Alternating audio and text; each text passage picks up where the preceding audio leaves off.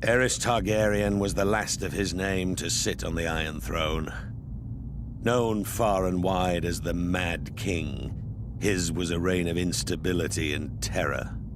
The Seven Kingdoms are well rid of him and his kind.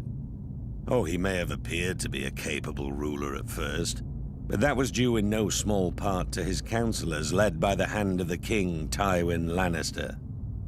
There may have been years of peace and prosperity during Aerys' reign, but it was Tywin who was really running the country as Aerys spiraled further and further into insanity. The dragon spawn were famous for losing their minds. It was the price they paid for centuries of keeping the bloodlines pure. And Aerys more than happily continued the noble sister-fucking tradition of his forefathers. As the years passed, Aerys' behavior became increasingly erratic. He cut himself so often on his Iron Throne, many referred to him as King Scab, though never to his face. It was rumored he had developed an obsession with wildfire, and was known to inflict horrific punishments on those he considered enemies, including burning them alive.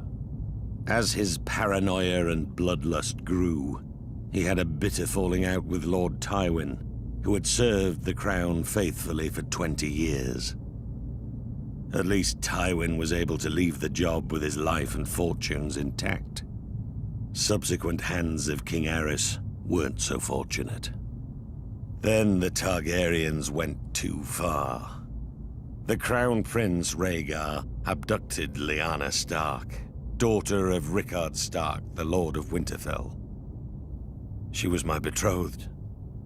She was my beloved. Beautiful and spirited woman, and I loved her more than life itself. Rhaegar went south with Lyanna, hiding her away in Dorne. What harm he inflicted on the poor girl, the gods only know. Brandon Stark, Lyanna's eldest brother, was outraged. He rode to King's Landing to confront the king and demand his sister's safe return. Instead, Aerys had him executed, his father, Rickard Stark, as well. There wasn't much left to discuss after that.